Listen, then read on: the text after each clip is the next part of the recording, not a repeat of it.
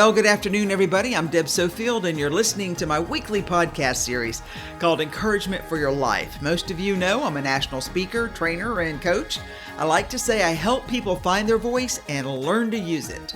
I'm also a conference speaker on the topics of public speaking, presentation skills, how to deal with the media, and crisis communication. I've got a number of other presentations on my website if you'd like to check those out.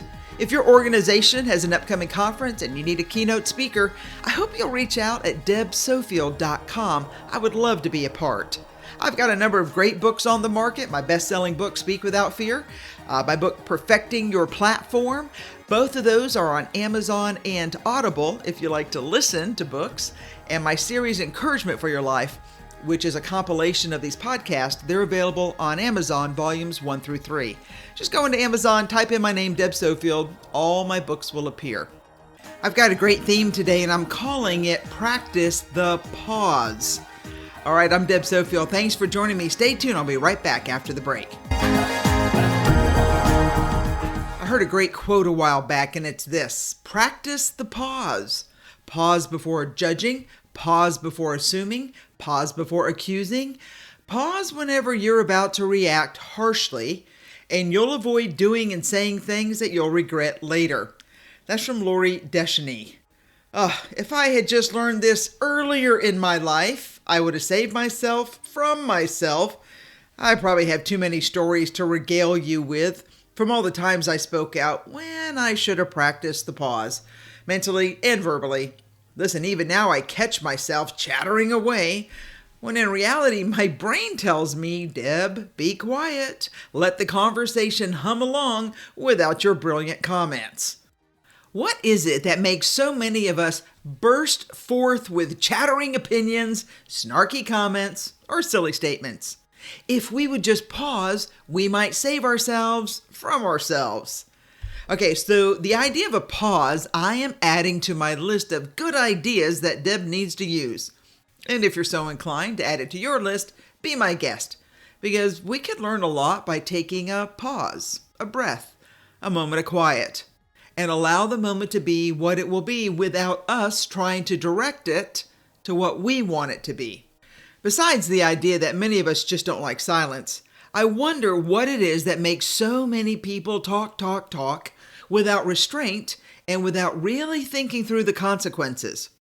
Maybe we've done it so many times that we think we're immune from the repercussions of our hurtful words until someone we love walks away or emotionally closes the door. Maybe we think we don't have to abide by the rules of social decorum because our status in life, until we're left sitting alone while our friends go about their lives and their golf games without us. Or maybe we think we can get away with being a jerk until one day we realize that out of the 100 names in our phone, we've got no one to call when we have a need. Listen, I'm sure you can think of a number of people who should have practiced the pause before they lashed out at you, treated you with great disrespect, or treated you like you didn't matter. And although in your good heart you've overlooked their words, their actions, and their attitude, doesn't make it any easier to forgive. And frankly, from some of the things I've seen, forgiveness just isn't an option for their spiteful words and actions. The only value is the peace it would bring to your heart, mind, soul, and body if you choose to overlook their unpleasantness.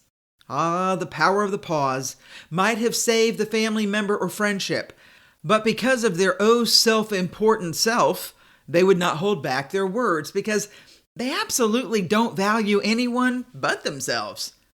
Hey, I know these are hard words for today, but I do believe someone needs to shake you into remembrance of the power of the pause to keep you on track for success in your life. Let me quickly run through the wisdom pauses our quote has today. Without a doubt, we would all do well to learn and practice the pause before we make a judgment, an assumption, or certainly an accusation. Those 3 allegations are perhaps the most damaging to any relationship. Let me begin. A friend practicing the pause before we judge others.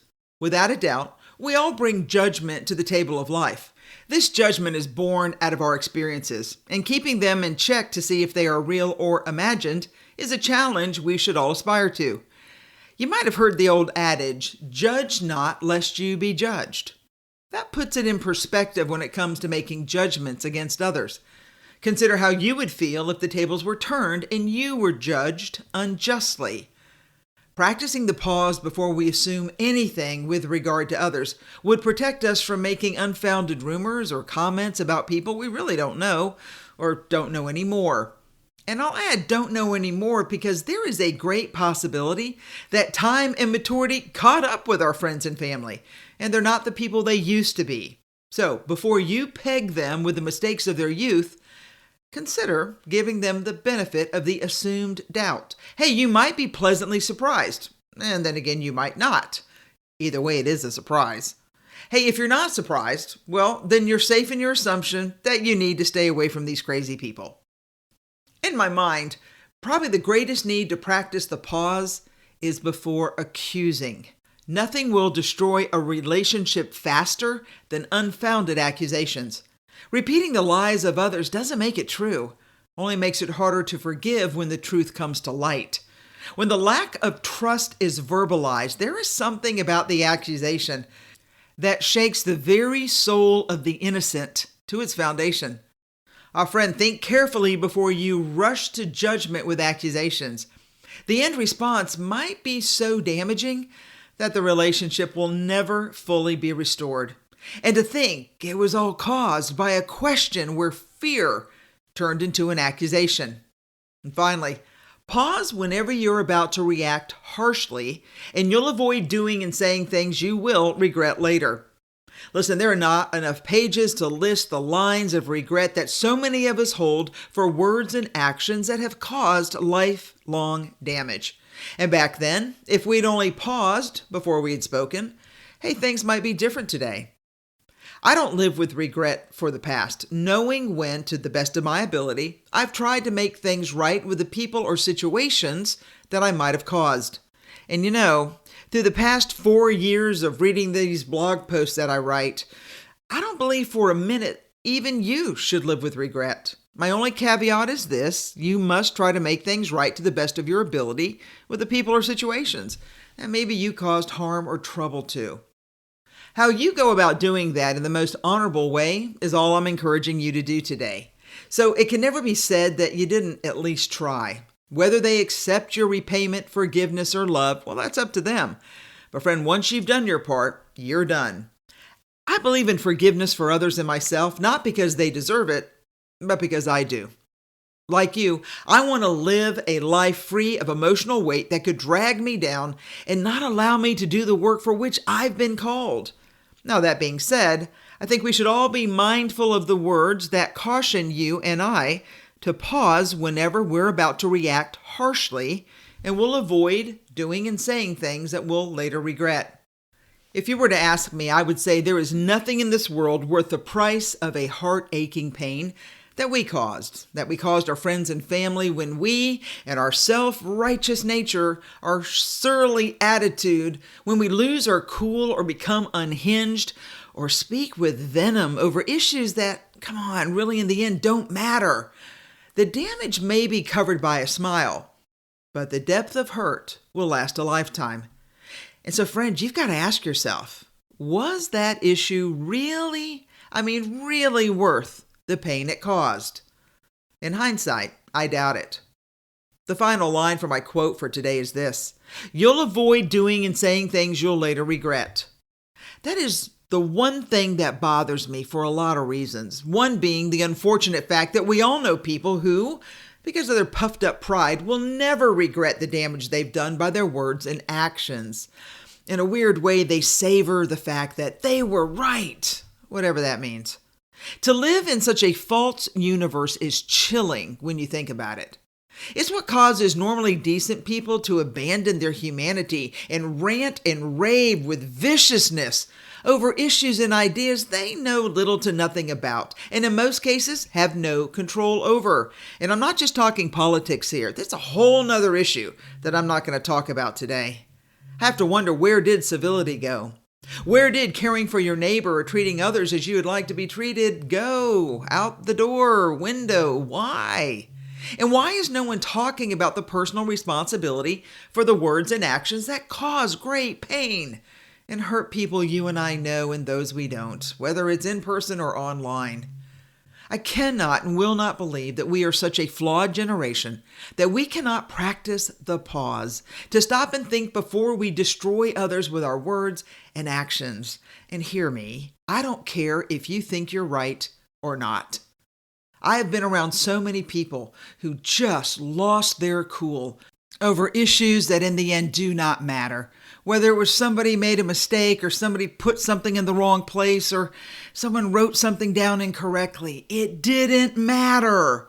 But the venom and viciousness and hatefulness will never be forgotten. Why? Why was your self-importance so important? Here's what I know. If we don't turn back soon, one lonely day we will regret the person we've become because we were too unconcerned about others to practice the pause. So today, before you walk out that door, think about these words, friend, before you end up alone and full of regret. And if you're too prideful in your regret because you're still right, you're going to be a very lonely person when all is said and done. Our friend, practice the pause. Pause before judging. Pause before assuming. Pause before accusing. Pause whenever you're about to react harshly, and you'll avoid doing and saying things you will later regret. I know it. You know it. So let's get to work. Hey, I admit it, shocking but true, this is encouragement for your life, because even though it is tough love, I still love you, and I want you to be your best, and I want you to live your best life ever. But friend, that's only going to happen when you practice the pause, because the damage could be lifelong.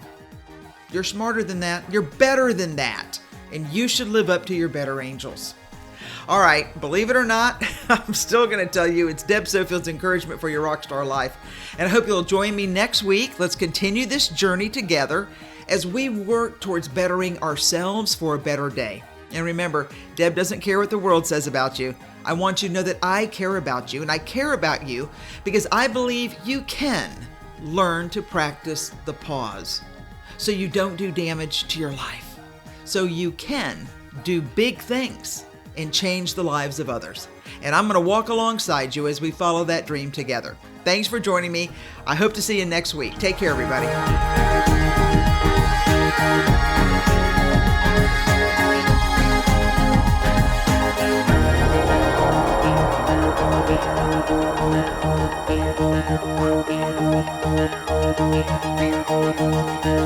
Thank you.